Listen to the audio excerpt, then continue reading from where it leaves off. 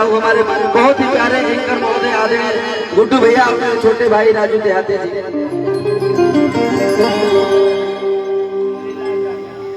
आदरणीय हमने के गार्जियन चाचा मुनीलाल जी,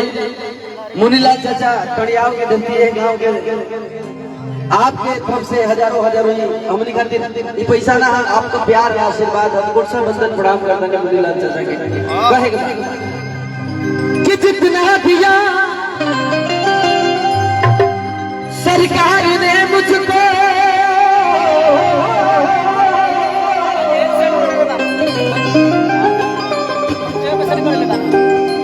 कि उतनी मेरी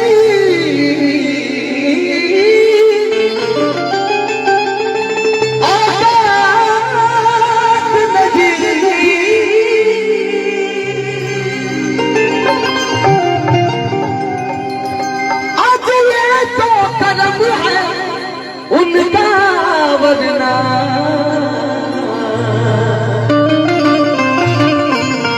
कि मुझ में तो ऐसी बात नहीं।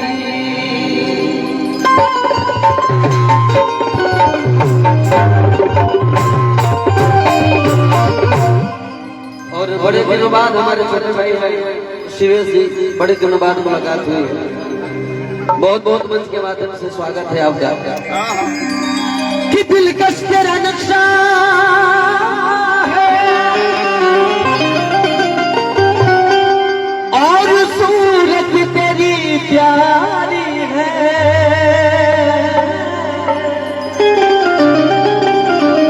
और क्या चीज मेरे यार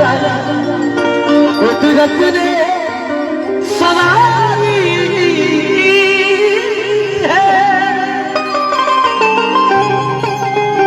और क्या पेश करे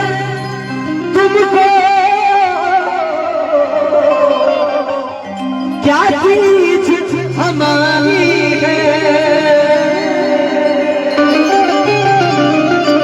कि आज ये मेरा दिल भी तुम्हारा है और मेरी जान भी तुम्हारी। और जैसा कि बारात बहुत सज सज के आई है, हमारे सभी भाई और मित्रों की एक फरमाइश थी, शुरुआत उसी गीत से करता हूं इसलिए कि हमारे दूल्हे राजा भी बैठे हैं। अभी मैं इस गीत को सुनूंगा हमारे संतोष बाबू और शशि बाबू से कि शहनाइयों की सदा कह रही है, खुशी की मुबारक घड़ी आ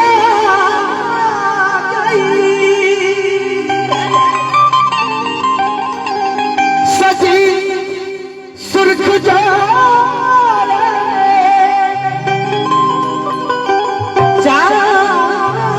सी दुल्हन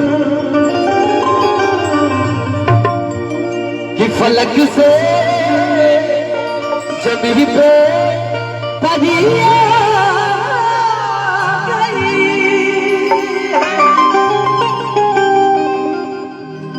कि दूल्हे का सेहरा सुहाना लगता है, कि दुल्हन का तो दिल दीवाना लगता है, कि पल भर में कैसे बदलते हैं रिश्ते, हमको हर अपना बेगाना लगता है। लेकिन ये बारात चल के आई है किस परिवार से, उस परिवार का कि दूल्हे राजा का सहरा सोने चांदी का है, कि ये बारात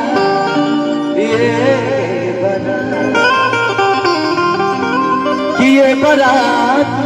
अम्बेडकर वादी का है। और जितने हमारे भाई बारात में आए हैं, घरात में आए हैं, जो बाबा साहब को मानते हैं, एक बार बोलेंगे मेरे साथ जय भीम। ये बारात अम्बेडकर वादी का है। इस गीत के साथ मैं शुरुआत करता हूँ। क्या कि दूल्हे राजा सहरा सोने चांदी का है, ये बना ए बना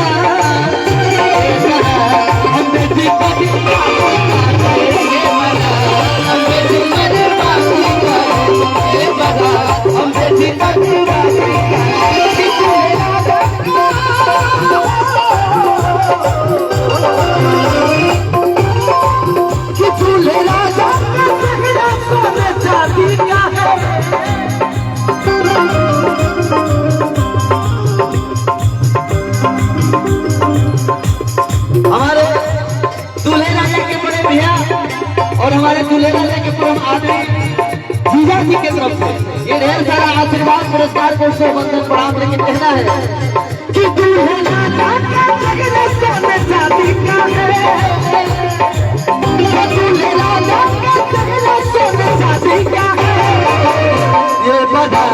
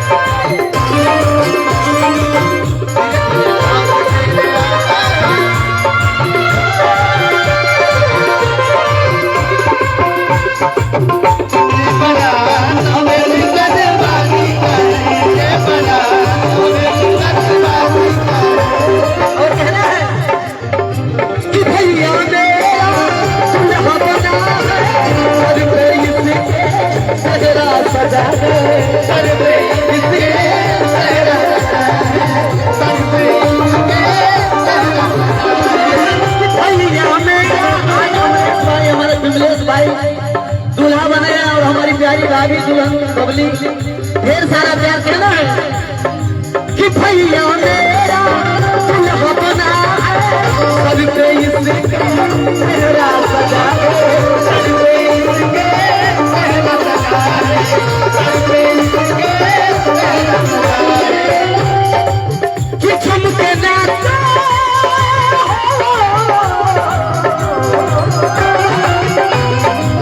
कि चमके नाचा सवाल नहीं भाभी का है,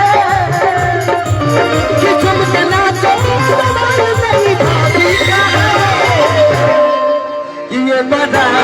बेटी का बाती का, ये बड़ा बेटी का बाती का, ये बड़ा बेटी का बाती का, ये बड़ा बेटी का बाती का, ये बड़ा बेटी का और ढेर सारा आशीर्वाद लाल जी भैया खुर्शीदपुर की धरती से और आदरणीय। अच्छा बात में थी कोनो दिक्कत नहीं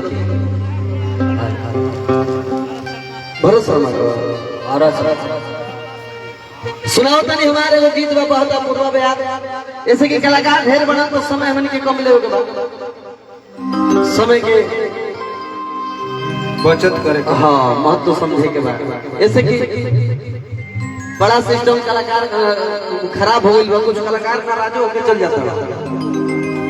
कुछ कलाकार नाराज होकर भी चल जाता है कि भैया जब गवाही के नारा होता है संतोष बाबू कहे के बाद सोनी जी हमारी हैं, आप दूर हैं तो इसलिए थोड़ा समझ आ जाइए नजदीक आइए। क्या बात है, आप रहती हैं तो मुझे ऊर्जा मिलती है। यहाँ का ऑक्सीजन छोड़ी ना, यहाँ के एनर्जी ड्रिंक नहीं पूरा ऑक्सीजन का सिलेंडर है,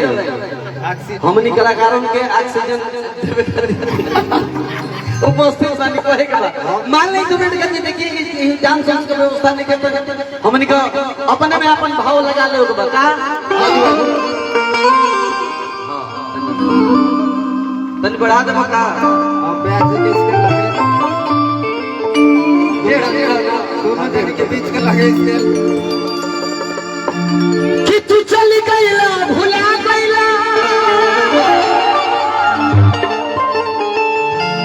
गीत के भावा जेकर पति गोइल बा कमाए प्रदेश में पत्नी घरे भी है। अच्छा अब बोला किया अब मान ली 2 मिनट खाली तेरे को गमछा उड़ दे दिए बाबू सब गमछे बा रोवा तनी पगड़ी बांध मान ले कि रोवा पगड़ी बांध ले आज का काम रोवे न चलाएगा एबे आज मान ले कि ललकी चुनरिया हो मान ले कि ललकी चुनरिया हो आइए दादा ई बिजली कहां गिरी है वो दोनों सांस इहो व्यवस्था देखो हां वो टाइटे बा शेर गिराउर में ना नसीला माले दुनिया खातिर की हमार मर्द हमें को मेहरारू तनी हाय इज्जत से गांव घर हो बेटी पतो के लोग सहूर सीखे के बाद एक हाथ के जी का करे शुरू से सहूर सिखौले रहती था जैसन बात ना हो अरे डिजिटल जमाना के पतो ही देखिए यहाँ का सहूर सीखे कहते हैं को बात याद आ गई गाना हां हां कि शादी से पहले भी हई आज सब का के दिखाई का देखो ई कहतरो कि लजाई कैसे हम लजाई के करी खातिर घूंघट काढ़ी जब शादी के पहले पूरा परिवार हमरा के चाहे बड़ हो के चाहे छोट हो के सब से खियाइल है आ पूरा घूंघट उठा के संग ही फोटो भेज रहे बाइक पर बैठा के पूरे मुंह घुमावत रहे उस समय हमके थोड़े भुलाई बा आज बियाह हो गई तो हमसे कहत हो कि घूंघट निकाल लो हमसे कहता नहीं रोवा ये जी हमर बात मानी कि शादी से पहले भी हई आज सब का के दिखाई अरे बताई राजा जी मोतिया डुबल हो ना जी राउर इज्जत हम डुबावे खातिर ना मोच तो पहले से छिला गेल अब का कटवाए कि बताई राजा जी अब कोई के करा से लेकिन रहुआ हमारे दुख दर्द के बुझत नहीं हमरा के छोड़ के कहां कहां जाई ना ये जी आज पहला दिन हो पेट भर कहता लइका कि राउर ने ना नसीला जाले होगा अभी तक बात लागता है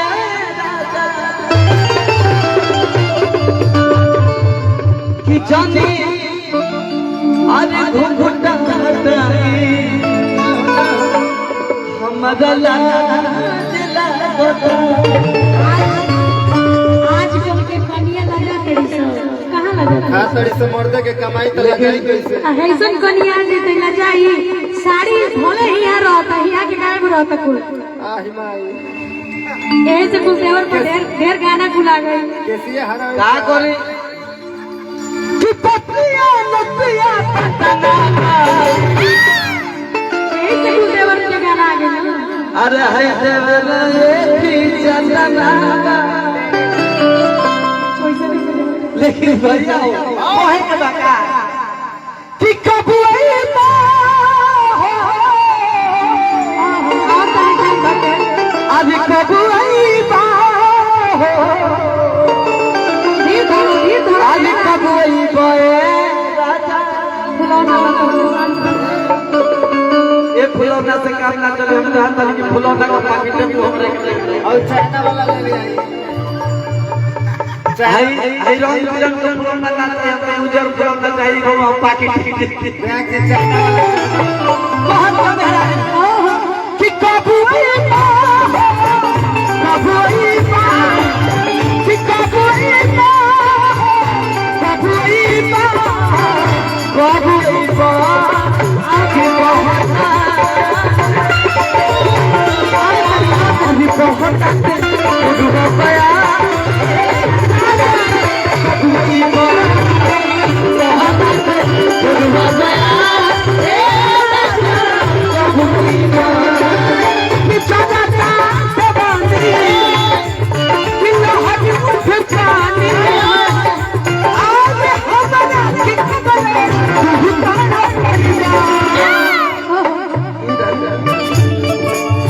किसी हरे आज सिहरे बदनिया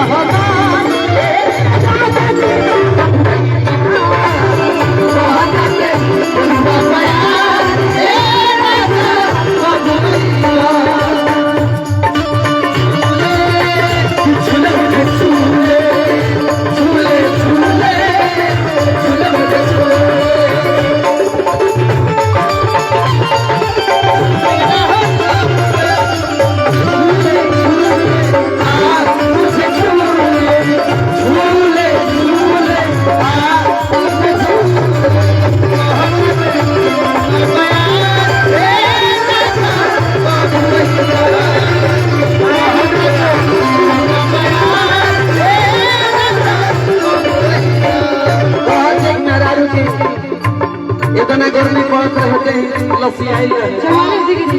ई राजा हमरा के छोड़ के गइल हम पहले खोज खबर ना के ई दूसरे संगे मोटी आई पर बहुत मेहरा आज कदम में छोड़ी खिला जाया में लैला हो अरे कवना सब तिल के पीछे हमरा के भूलना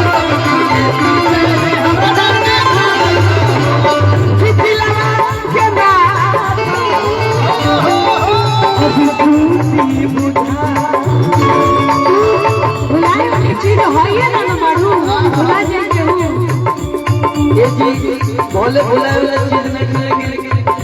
रोमा कहीं और ही लसी आता नहीं तो ठीक नहीं मन बढ़ गई चिट्ठी लगा के ना चिट्ठी बुझाता लोग नहीं अरे चीज आज हम अरे आज बीती जाई अरे बीती जाई सगरी बहार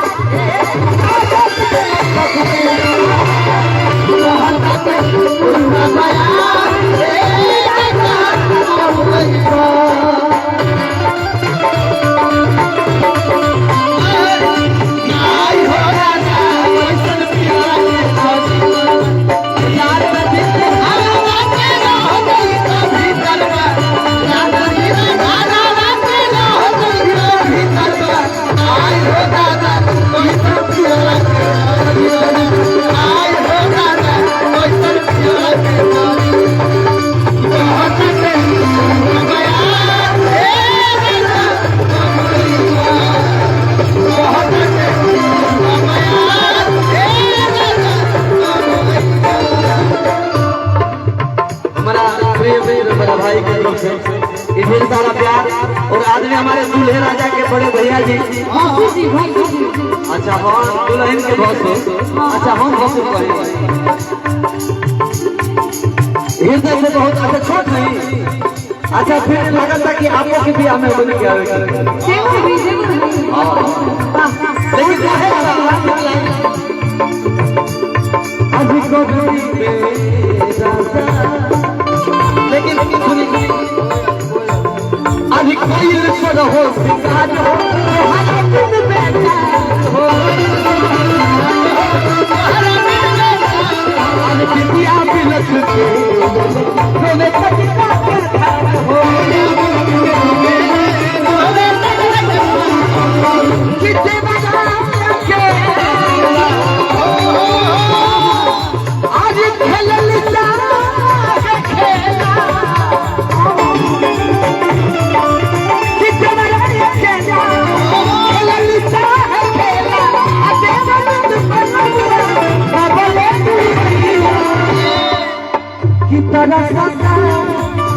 तरसता से सिया हमारा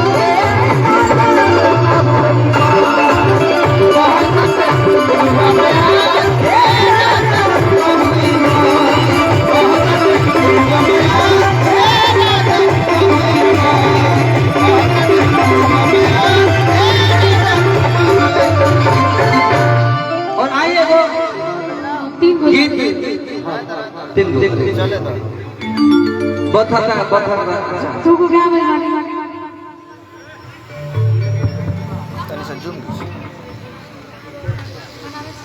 अच्छा विमलेश भाई हमारे दूल्हे राजा के प्रिय मित्र बहुत ही प्यारे गायक नागेंद्र भाई की तरफ से नागेंद्र कुमार जी की तरफ से ढेर सारा प्यार ढेर सारा पुरस्कार दिल से आभार भैया लेकिन कहे के बाद कि आज भर जाए तो राजा जी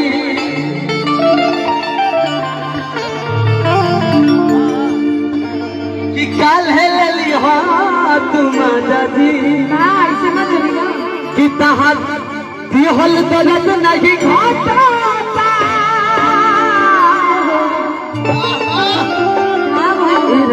अभी बधाता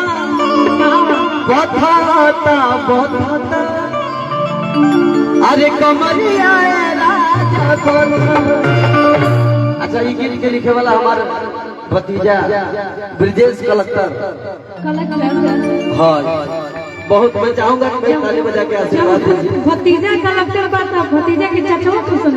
बस बस जान जा कि DIG हो। ये ढेर सारा मैं खुद सा आभार व्यक्त करता हूँ। मेरे भतीजे हैं, बहुत प्यारा गीत अभी आने वाला है और इनकी लिखी गीत हर जगह मार्केट में बजी है। मैं गुड से परमादरी हमारे आदरणीय अजीत भैया अजीत कुमार जी की तरफ से चंडीगढ़ से उपस्थित हैं। आपके तरफ से ढेर सारा प्यार को बंधन प्रणाम करता हूँ। हाँ अजीत इसने कुल गीत लिख दिया लेकिन अभी अमेरिका कुछ और अच्छा मैटर आवत था। ये गीत गा के फिर बात वो कर कि आज भर जाए तो राजा जी अरे काल है ले लिया तुम आजा जी अरे तो हर की हल तो रत नहीं खाता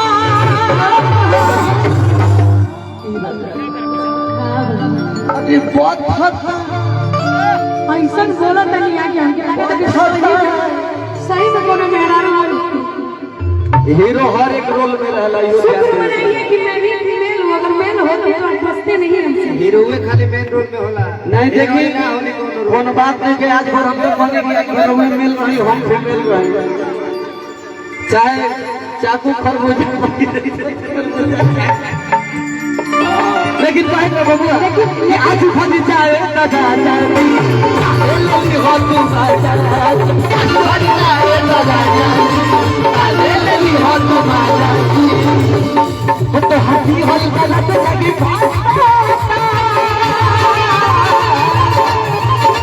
तो हाथी हल गलत लगी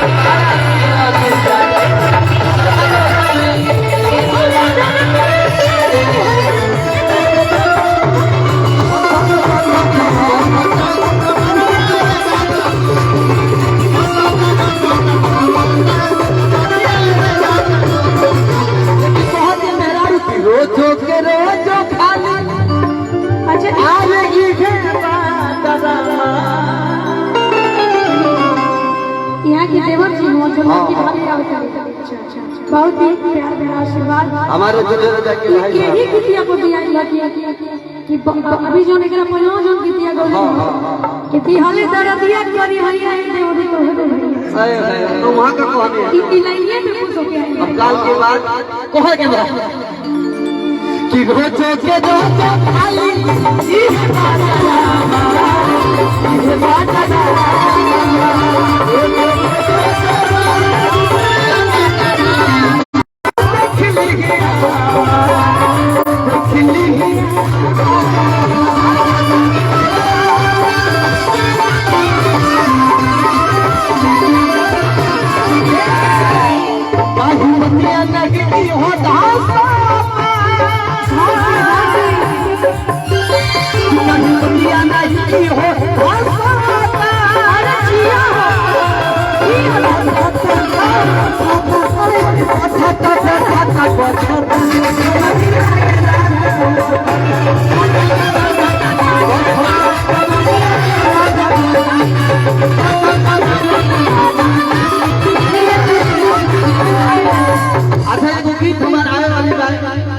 सोनी जी भी मनी पर रुके गावली का कि भोला में तेरा आज भोला में तेरा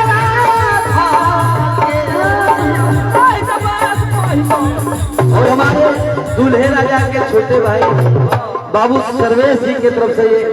हजारों रुपए का पुरस्कार मिल रहा है। मैं दिल से आभार व्यक्त करता हूँ। और आदमी दूल्हे राजा के परम जीजा जी है। हाँ दूल्हे राजा के जीजा जी है मेरे छोटे भाई ढेर सारा प्यार अच्छा अच्छा नहीं अबे ना कहो बिगौला के बाद ब्याजी ना बिटोरी बस 5 मिनट 5 मिनट आराम बितावे के बाद क्या है के बाद कि भोला में कोला दादा जी सुतावे भोला में कोला दादा जी सुतावे आज खुद की तरतिया से खुद की तरतिया से समझिया ना पाए खुद की तरतिया से समझिया ना पाए खुद की तरतिया से समझिया ना पाए खुद की आएगो गाना खेसारी भैया खातिर हम कंपोजिशन के लिए नहीं हमारे कुंदन भाई की लिखी हुई गीत है कुंदन प्रीत जी लिखे थे और कंपोजिशन मैंने किया था कि पहले से जिंदगी में अरे मरद ना रहे अच्छा मान लिया तो हम मरद हो गए इन्हीं के लिए मेहरारू रहे इन्हीं के लिए मेहरारू दिया अभी नया नया भोज जनाना की जनाली ऐसा ही भारत की ना तो सही सुंदर होले कब का बन ना ना ना एगो गीत लेकिन याद पड़ा चले गीत और खेसारी भैया खातिर हम बनाऊंगे ना कि लड़की भी ना प्यार को सीरियस लेती है और 100 में से 90 को धोखा देती है अरे एगो बारिश तमाम कोई वो गीत खेसारी भैया खातिर लेकिन कहे कि पहले से जिंदगी में अरे मदद ना रहे अरे साथी भैया से पहले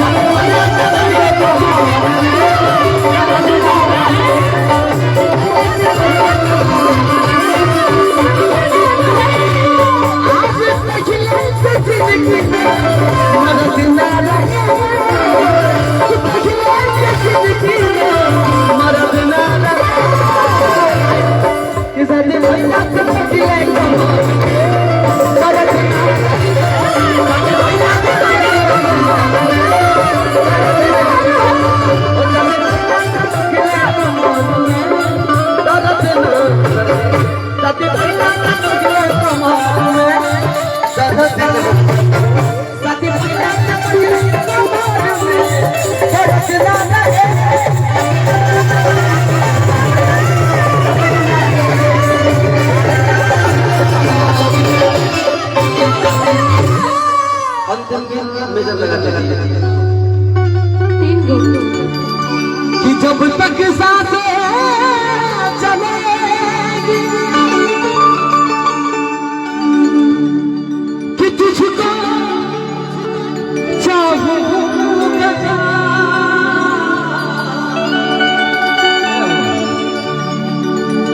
कि मर भी गया तो भी तुझे करूंगा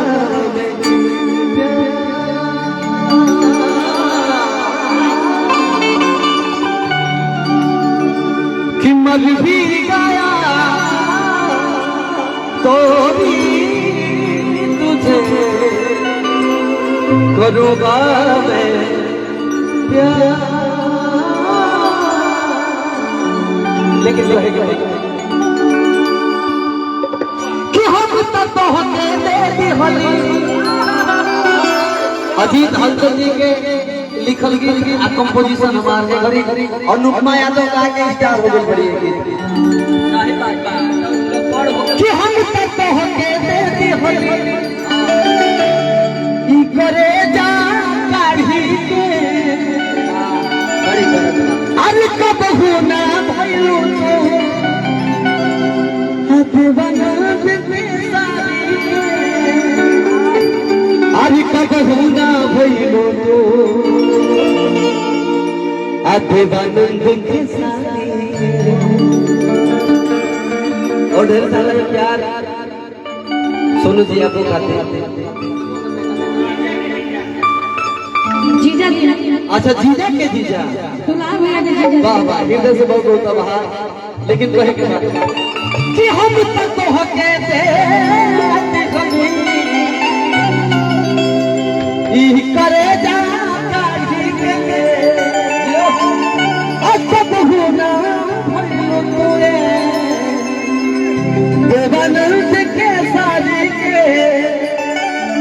तब होना भई देवानंद के सारे याद मत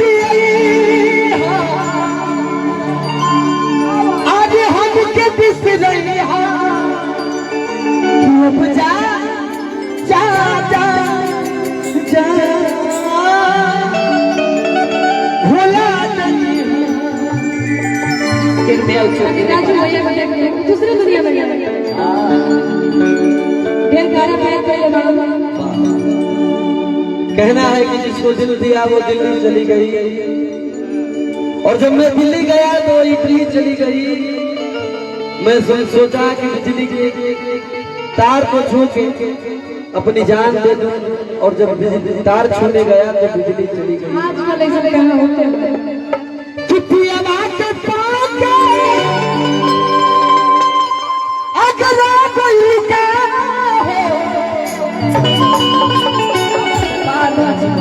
बाबू आवे चिट्ठी आवाज पाके अगर कोई का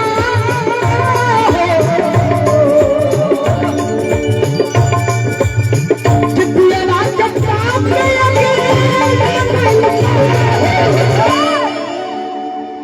अभी भुला जान हमारा भुला कोई लोग भुला कोई लोग